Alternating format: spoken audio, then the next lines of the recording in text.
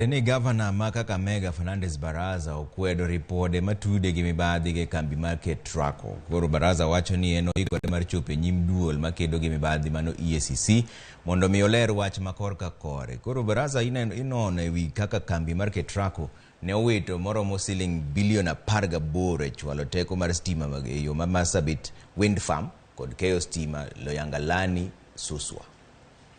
I just want to confirm that as a public officer, having worked for some strategic institutions, you are held accountable even after you have left the institution.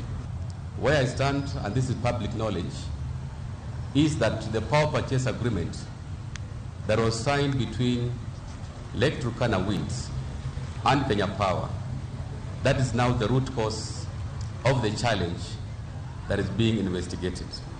And one thing that we need to understand as media is what was the root cause of DG payments?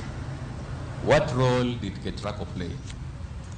Who were the key actors in the procurement of the Spanish contractor who was bankrupt?